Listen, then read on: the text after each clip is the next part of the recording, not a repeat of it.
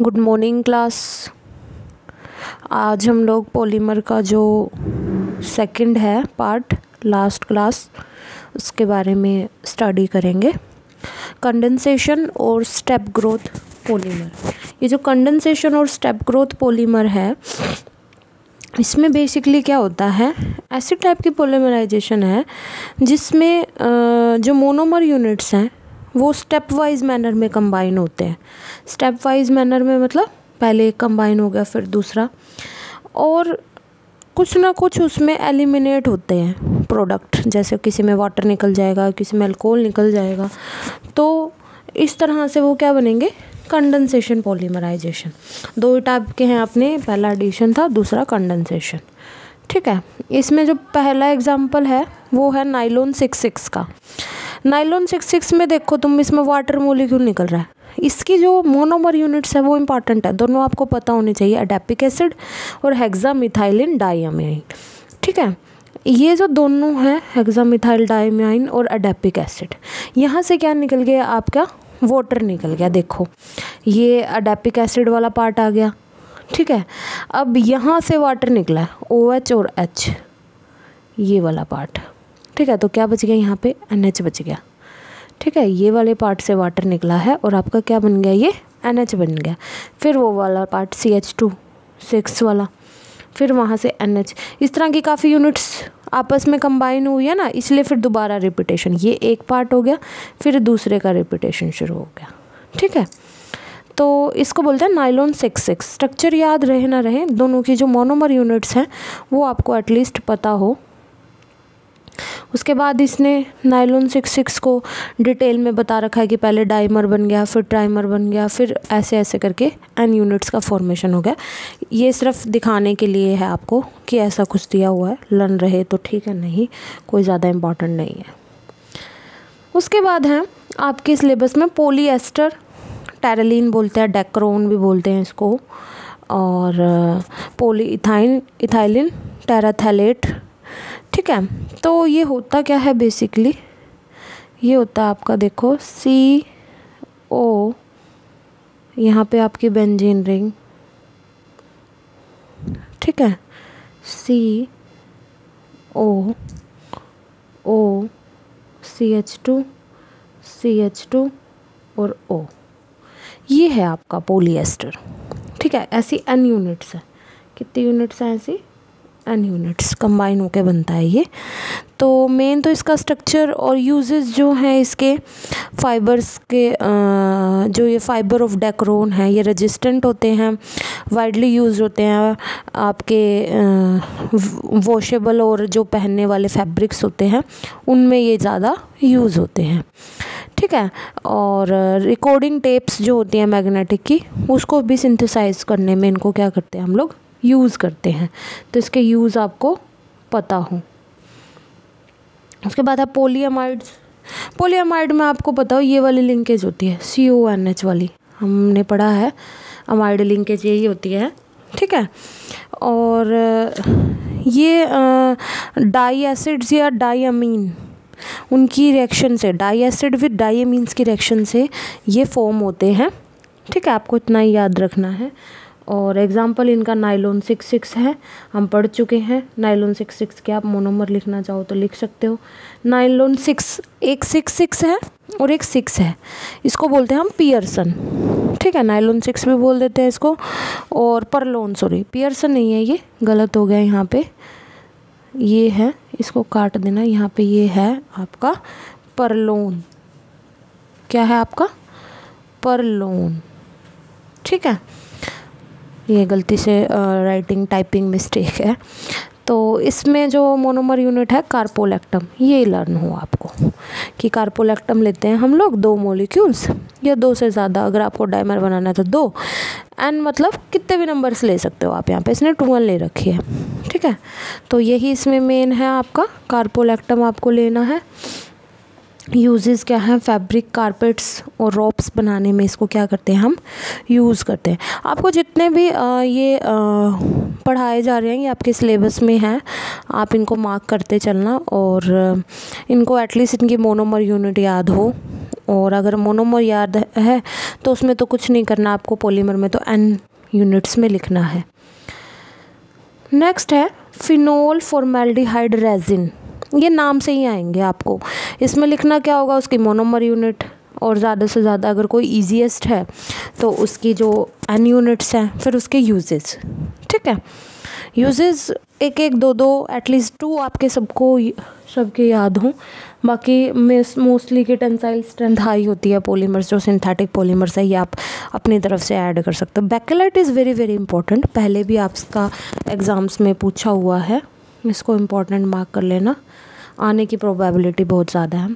Phenol formaldehyde, आपने polymer का पूरा यूनिट जो है +2 क्लास में पढ़ा हुआ है, आप वहाँ से भी देख सकते हो इसको। अगर किसी को लगे कि बुक में पता नहीं क्या है, नहीं समझ में आ रही लैंग्वेज, तो आप वहाँ से भी इसको देख सकते हो, एज इट इज़ है, कोई फ़र्क नहीं है। फिनोल और फॉर्मेल्डिहाइड दोनों ले लिया। ठीक है, तो उसके बाद इन्होंने क्या बना लिया, हाइड्रोक्सिल आपका बेंजाइल का अल्कोहल बना है। अब इसमें जो बेंजाइल ऑर्थो भी बना दिया अल्कोहल और पैरा भी, और दोनों को कंबाइन कर दिया, ऑर्थो यूनिट्स को भी कंबाइन कर दिया और पैरा को भी करवा दिया। तो इनके पॉलीमराइजेशन से आपका क्या बन रहा है, यहाँ पे आपका बेकेलाइट बन रहा है, देखो। ठीक है, ऑर्थो वाला पैरा वाला। ठीक है, इनके जो OH ग्रुप है वो सारे निकल गए हैं यहाँ पे, CH2 यूनिट है ओनली, बाकी सारा स्ट्रक्चर बिल्कुल सिमिलर है। देखो यहाँ से देखो OH नहीं है, बस यहाँ से भी OH नहीं है। OH हटा के बाकी सबको कंबाइन कर दो, इसको इस OH को हटा के यहाँ से और इसको इससे कंबाइन कर दो। ठीक है, ऐसा कुछ है ये। नेक्स्ट है यूरिया फॉर्मेल्डिहाइड रेजिन। इसमें जो है आपका, ये भी आपके एग्ज़ाम में है, इंपॉर्टेंट तो नहीं कहूँगी, है तो देखना पड़ेगा। फॉर्मेल्डिहाइड और यूरिया ले लो आप, क्या ले लो यहाँ पे, फॉर्मेल्डिहाइड ले लो और यूरिया ले लो। तो आपका जो दोनों का है, यहाँ से क्या बनेगा, देखो ये फॉर्मेल्डिहाइड है, ये यूरिया है। आपका ये मिथाइल यूरिया बना दिया इसने।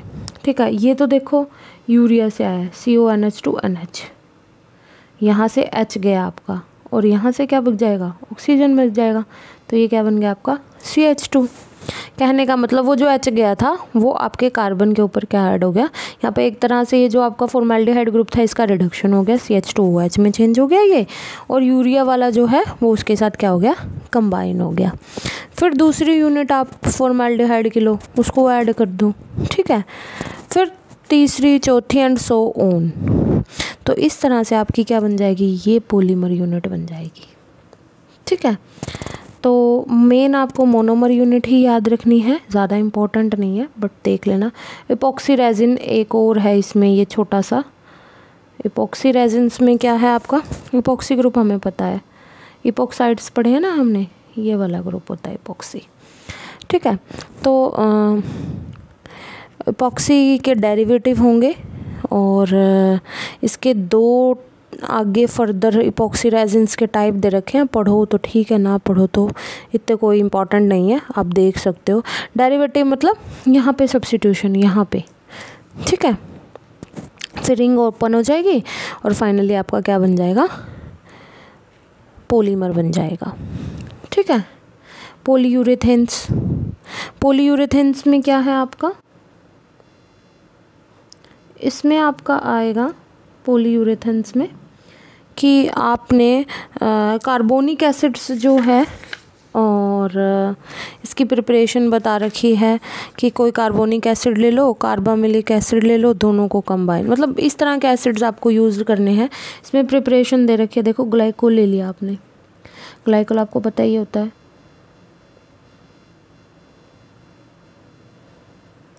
ठीक है, उसके बाद आपने ले लिया एडापिक एसिड, पहले भी लिया था हमने एडापिक एसिड।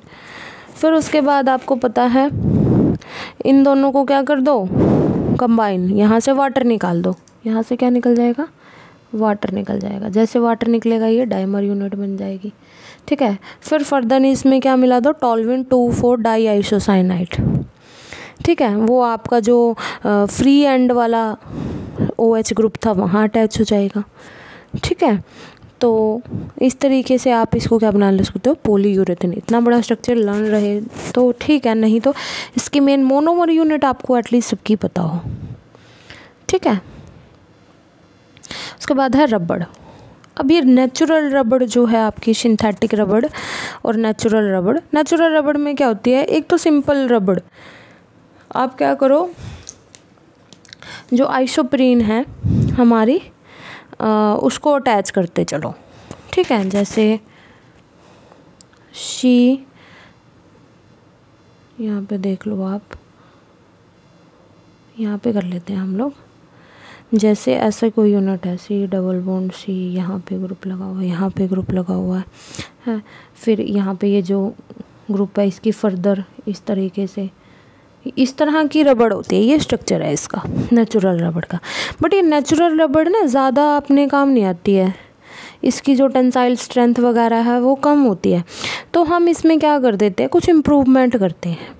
ठीक है, और ये जो इम्प्रूवमेंट करते हैं हम सल्फ़र ऐड करके करते हैं। ये सल्फ़र बॉन्ड लगा दिया हमने, और ये बॉन्ड क्या करते हैं, इस प्रोसेस को कहते हैं वोल्केनाइजेशन। क्या कहते हैं, वोल्केनाइजेशन।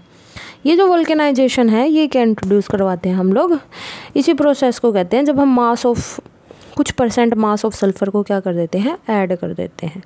इससे इसकी जो टेंसाइल स्ट्रेंथ है रबड़ की वो इंक्रीज़ हो जाती है, इसकी जो प्रॉपर्टीज़ हैं वो इंक्रीज़ हो जाती हैं।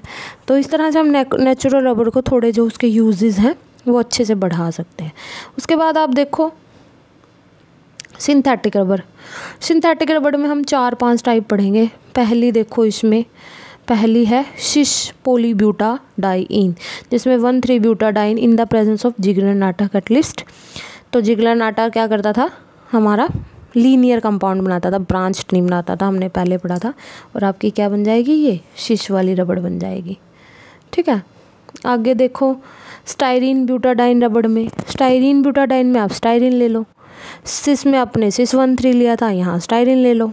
ठीक है, अगला आप देखो ब्यूटाइल रबड़। हमने कहा था कि आगे हम रबड़ के टाइप में पढ़ेंगे ब्यूटाइल रबड़। ये वही है, दोनों को कंबाइन कर दिया। ठीक है, एक 1,3 ले लिया, एक आपकी प्रोपीन ले ली। ठीक है, 2-मिथाइल प्रोपीन। तो इन दोनों को कंबाइन करके आपने क्या बना दिया, इसकी N यूनिट्स कंबाइन करके ब्यूटाइल रबड़। फोर्थ और लास्ट एंड इम्पॉर्टेंट, नहीं सॉरी, ये पॉलीआइसोप्रीन। पॉलीआइसोप्रीन में तो आपने क्या कर लिया, 1,4 ही लिया है, 2-मिथाइल 1,3 ब्यूटाडाइन हमने लिया है, इसकी N यूनिट्स को कंबाइन कर दिया। ठीक है, ये पढ़ क्यों रहे हैं, क्योंकि इनके हर एक की अलग अलग प्रॉपर्टीज़ है, अलग अलग इसका सिंथेटिक यूटिलिटी है। तो आप एक बार पढ़ोगे तो आपको समझ में। नियोप्रीन इज़ इम्पॉर्टेंट, पूछ लेता है कई बार एग्जामिन। क्लोरोप्रीन लेते हो आप और उसकी जो N यूनिट्स को कंबाइन करते हो तो आपका नियोप्रीन बन जाता है। रबड़ आपने पढ़ा भी होगा, नियोप्रीन इम्पॉर्टेंट है। तो आपको इसमें ये ही पॉलीमर याद रखने हैं। लर्निंग का है थोड़ा, मानती हूँ, बट आप 1-2 बार पढ़ोगे, बना के देखोगे तो आपको हो जाएगा। विनाइल पॉलीमर्स जो हमने बीच में टॉपिक है, इसके लिए आपको सबसे सजेशन मेरा ये है कि ये मैंने बना रखा है, देखो चार्ट बना रखा। आपको इसी फॉर्म में इस चार्ट को कंप्लीट करना है। मैंने कंप्लीट नहीं किया है, वो आपके लिए छोड़ा है। देखो मैंने पहला लिया हुआ पॉलीइथाइलिन, हाँ पॉलीमर मैंने इसमें सारे लिख दिए जो आपको करने हैं। एक और पेज है, 2 पेज है, ये 9 पॉलीमर्स हैं। इनकी आपको पूरी जो मैंने चार्ट बनाया है ऐसे ही कंप्लीट करना है। जैसे पॉलीथीन या फिर आप पॉलीइथाइलिन बोल सकते हो इसको। ये लो डेंसिटी और हाई डेंसिटी 2 टाइप के हैं। मोनोमर यूनिट स्ट्रक्चर यानी कि, उसके बाद इसकी जो मोनोमर यूनिट ये है, स्ट्रक्चर ये है। ठीक है, उसके बाद दोनों के यूजेस, लो डेंसिटी के क्या यूज़ है, हाई डेंसिटी के क्या यूज़ है। इसी तरह से आप पॉलीप्रोपाइलिन, स्टाइरिन, विनाइल क्लोराइड, इन सब का ये चार्ट पूरा कर सकते हो। और एग्ज़ाम के पॉइंट पे आपको अलग अलग नहीं देखना, इसी को देखो, रिवाइज करो, चाहे इनमें से कोई भी आ जाए, आप इसको क्या कर सकते हो, पूरा कर सकते हो। ठीक है, तो अपने पॉलीमर्स कंप्लीट होते हैं यहाँ पे। आपको ये रिवाइज करने हैं, किसी को कोई समस्या हो तो आप पूछ सकते हैं। Thank you. अगली बार हम फिज़िकल केमिस्ट्री स्टार्ट करेंगे, हमारी ऑर्गेनिक कंप्लीट हो जाती है यहाँ पे। आप लोग रिवाइज करो इसको, कोई प्रॉब्लम हो तो आप बता सकते हो। Thank you.